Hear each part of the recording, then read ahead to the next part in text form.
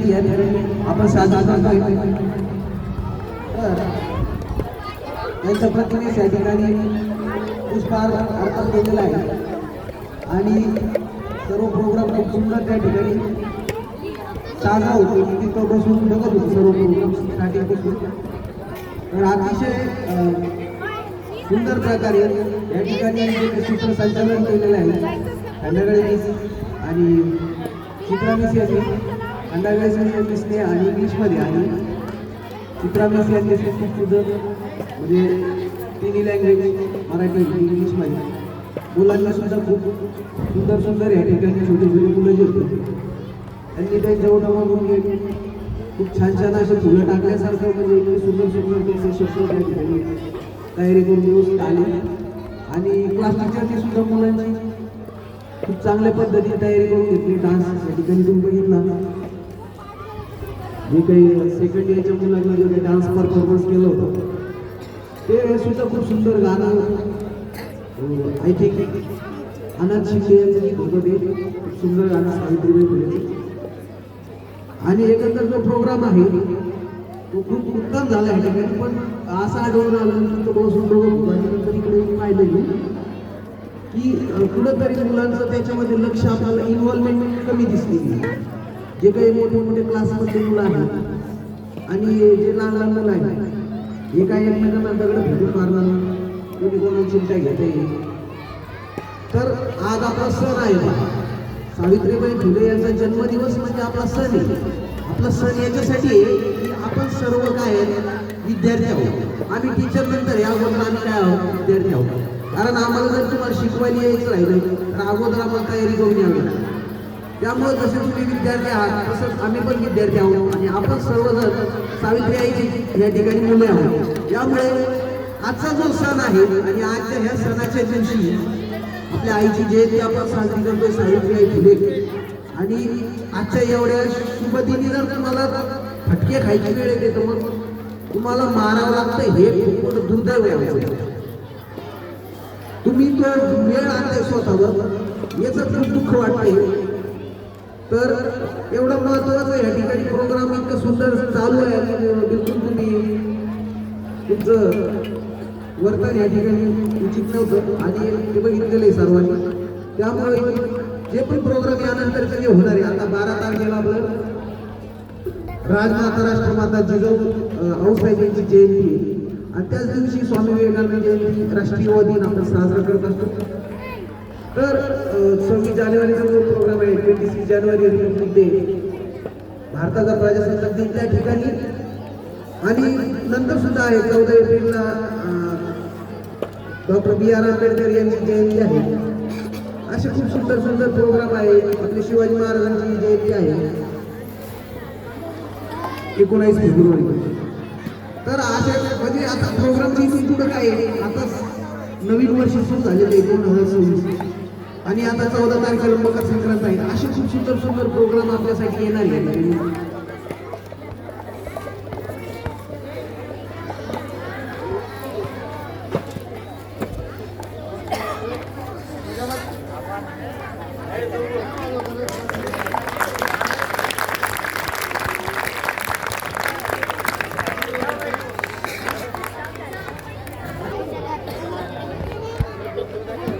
तर एवढे सुंदर सुंदर जे प्रोग्राम आपण घेतोय तर या प्रोग्रामचं मेन हिरो तुम्ही असता म्हणजे केंद्रबिंदू तुम्ही तुमच्यासाठी विद्यार्थ्यांसाठी हा प्रोग्राम होत असतात शाळेत.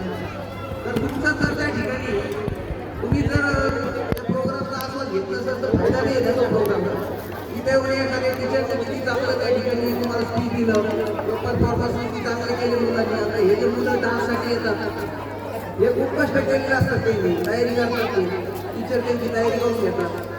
तर असा काही प्रोग्राम जर ऑर्गनाईज होतो शाळेकडून तर त्याच्यासाठी काय मग मोठी टीम काम करत असतात. तुमचे जे काही भाऊ बहीण आहे ते शाळेमध्ये ॲडमिशन घेतलेले त्यांचे त्या ठिकाणी परफॉर्म करतात. मग आपल्याला जर परफॉर्म करता येत नाही तर आपण जे परफॉर्म करता येईल आपण त्यांना दाद देणं हे महत्त्वाचं असतं. तर शांत चित्ताने जे पण प्रोग्राम होणार ते व्यवस्थित अटेंड करायचे. चला भाषणाला सुरुवात करतोय. आज सावित्रीबाई फुले यांचा जन्मदिवस या ठिकाणी बालिका दिन म्हणून आपण साजरा करतोय. तर सावित्रीबाई फुले ज्या आहेत या महात्मा ज्योतिराव फुले यांच्या पत्नी आहेत आणि ते जे काही ज्योतिबा आणि सावित्री हे जे काही कॉम्बिनेशन होतं यांनी खूप मोठं शैक्षणिक क्षेत्राला या ठिकाणी योगदान दिलेलं आहे की त्यांनी हातातल्या ज्या काही मुली आहेत त्यांना शिक्षणाचं अधिकार नव्हतं. आजपासून 200 वर्षापूर्वी सुमारे परिस्थिती खूप त्या ठिकाणी म्हणजे सामाजिक विषमतेचं प्रमाण समाजामध्ये खूप जास्त होतं आणि अंधश्रद्धाचा पगडा समाजावर होता. अशा सामाजिक व्यवस्थेमध्ये त्यांनी जे धाडस दाखवलेलं आहे की मुलींना त्या ठिकाणी शिक्षण द्यायचे. कारण त्या काळामध्ये आता बऱ्याचशा मुलींनी सांगितलं आपल्या योग्य सरांनी माहिती आली तुम्हाला कळायला आहे की त्या काळामध्ये गाण्यामध्ये पण होतं बा चूल आणि मूल जे होतं त्याच्यावर भर होतं. चूल म्हणजे चूल आणि मूल म्हणजे ही अशी कन्सेप्ट आहे की मुलींना फक्त त्या ठिकाणी शिक्षण दिलं जात होतं आणि त्यांचे लग्न करून दिलं जायचं कमी वयामध्ये आणि लग्न झाल्यानंतर मग त्या मुली गर्भवती व्हायच्या कमी वयात आणि मग त्यातच त्यांचा मृत्यू होत असत. आणि जर समजा त्या वाचल्या तर त्यांचे जे काही जन्माला येणारी बाळ आहे तर ते बाळ जगण्यासाठी सक्षम नसायचे. मोठ्या प्रमाणात बालमृत्यूचं प्रमाण समाजामध्ये खूप जास्त होतं. अजून समाजामध्ये जे काही छोटे छोटे मुली होत्या त्यांचे म्हातारे माणसानंतर विवाह होत असत म्हणजे 60-70 90 91 वर्षाचे जे काही म्हातारे आहेत त्यांच्याबरोबर श्रीमंत असल्यामुळं ते पैशाच्या जोरावर काय करायचे जे काही गरीब जनता आहे त्यांच्या छोट्या छोट्या मुलींबरोबर लग्न त्या ठिकाणी त्यांचे लावण्यात येत असत. आणि मग म्हातारा मेल्यानंतर जी काही छोटी मुलगी आहे जी 9 वर्षाची 8 वर्षाची मुलगी राहिली तर ती त्या ठिकाणी विधवा होत असत. आणि मग समाजाकडून तिथं मोठ्या प्रमाणात शोषण केलं जायचे तर त्यातून त्या गर्भवती व्हायच्या आणि मग आणि समाजामध्ये अनेक असे मुलं जन्माला येत होते जे काही बेवारस होते. तर अशा मुलांची जबाबदारी सांभाळण्याचं काम सावित्रीबाई फुले यांनी केलेली. म्हणजे फक्त त्यांचं शैक्षणिक क्षेत्रामध्ये त्यांचं योगदान नाही तर सामाजिक क्षेत्रामध्ये सुद्धा त्यांनी कार्य केले. तर हे करत असताना त्यांना खूप अडचणीचा सामना करावा लागलेला आहे. आणि आपण सांगितलं होतं सरांनी की ज्यावेळेस त्या घराच्या बाहेर निघायच्या शिक्षण देण्यासाठी ज्यावेळेस त्या शिक्षिका म्हणून स्वतः त्या अगोदर शिक्षित झाल्या.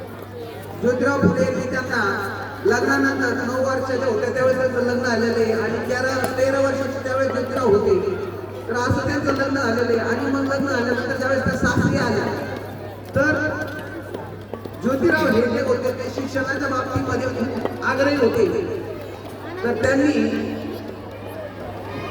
सावित्रीबाईला शिक्षित करण्याचा प्रयत्न केले कारण त्या अडाणी होत्या निरक्षर असल्यामुळं ज्योतिरावांच्या मनात विचार आला की सावित्रीबाईला सगळ्यात अगोदर शिकवायचं आणि त्यांना आपल्या जे ज्ञानदानाचं जे काही कार्य ते करत होते समाजासाठी ते स्वतः शिक्षक पेशा त्यांनी घेतलेलं होतं आणि ते मुलांना शिकवायचं काम करत होते. तर त्यांना वाटलं की आपल्या खांदा लावून जर काम कोण करू शकतं तर सावित्रीबाई असं त्यांना वाटलं त्यामुळे त्यांनी सावित्रीबाईला शिकवलं. तर त्यांचे जे काही सासरे होते गोविंदराव फुले म्हणजे ज्योतिराव फुले यांचे वडील यांनी त्यासाठी विरोध दर्शवला. त्यांनी मोठ्या प्रमाणात विरोध केला की सुनबाईला काय त्या ठिकाणी शिकवायचं नाही कारण सामाजिक परिस्थिती तशी नव्हती. त्या काळामध्ये समाजामध्ये मला आधी सांगितलं की अंधश्रद्धांचा पगडा असल्यामुळे समाजाकडून ती जर मुलगी शिकत असेल तर विरोध व्हायचा. म्हणजे गरिबाला फक्त विरोध नव्हता मुलींना शिकवायला तर श्रीमंत लोकांच्या मुलींना सुद्धा शाळेमध्ये जातायचं सामाजिक अडचण त्या ठिकाणी होती. म्हणून मुलींचा शिकण्याचं प्रमाण त्या काळामध्ये म्हणजे न म्हणता येईल इतकं म्हणजे कमी होतं. अतिशय म्हणजे कुणी पाठवायचं त्या मुलींना शिकवायचं.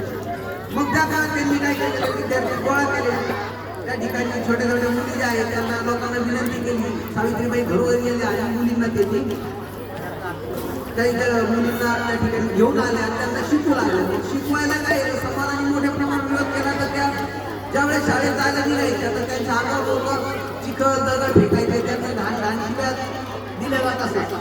मग ह्या सर्व गोष्टी परवा दमाने मिळाल्या आणि त्या त्यांचं ज्ञानदानाचं कार्य त्यांनी चालू होतं. समाजामध्ये असा इतका विरोध होत असताना त्यांनी 1848 साली योगेश सरांनी सांगितलं बा पुण्याचं नाव की आज शिक्षणाचं जे काही राजधानी आहे त्या ठिकाणी पुण्याला समजलं जातं. शैक्षणिक राजधानी आपली पुणे समजली जाते महाराष्ट्रातली. तसंच आपण एक ऐकले असेल का म्हण पुण्याचे ते काय पुणे म्हणजे पुणे हे आज एवढं प्रसिद्ध झालेलं आहे. याच्यामुळे झालं की पहिल्या त्या ठिकाणी 1848 साली भिडेवाड्यामध्ये सावित्रीबाई फुले आणि ज्योतिराव फुले ही शाळा उघडली होती. तर अशा सावित्रीबाई फुले जे आहेत त्यांचं आपण म्हणजे सांगावं तितकं त्यांच्याबद्दल थोडं आहे की आपल्याला जे काही महापुरुष असतात यांचं जे व्यक्तिमत्व आहे आपण त्यांचे एक एक पैलू व्यवस्थित करायला लागतो तर आपल्याला त्या ठिकाणी शब्द सुद्धा कमी पडतात. इतकं म्हणजे त्यांचं कार्य महान आहे. तर शैक्षणिक क्षेत्रामध्ये त्यांनी फक्त कार्य नाही केलं तर समाज सुधारणेमध्ये कार्य केलेलं आहे. आणि त्या मुख्याध्यापिका नंतर शाळेच्या बनल्या होत्या. असं त्यांनी प्रमोशन पण त्यांना त्या काळामध्ये त्यांनी स्वतःच्या कर्तृत्वामुळे मिळवलेले. तर मग आजच्या ज्या काही मुली आहेत त्यांना असं त्याच्या माध्यमातून मला द्यावं वाटतो की ज्या काही महिला आहेत त्यांनी शिक्षणावर मुलींना जास्त त्या मुलींना काय केलं शिक्षणासाठी प्रोत्साहन द्यावं आणि मुलींनी सुद्धा शिक्षण घेतल्यानंतर ही भारतीय संस्कृती आहे. आता ज्योतिराव फुलेच्या ज्या काही पत्नी सावित्रीबाई फुले या ठिकाणी बालिका दिन राष्ट्रीय बालिका दिन आपण साजरा करतोय त्यांचं पोशाख पहा त्या ठिकाणी की त्या जे काही भारतीय संस्कृतीचं प्रतीक मानलेलं काही साडी आहे त्या साडीमध्ये आपल्याला त्या पाहायला मिळतात. तर मग आज जर बऱ्याचशा त्या ठिकाणी साडीमध्ये आपण येऊ शकत होतो पण नाही आलो त्याच्याबद्दल मला म्हणजे थोडंसं सांगावंच वाटतं की पुढच्या प्रोग्रामला तेवढं करू शकतो आपण. आणि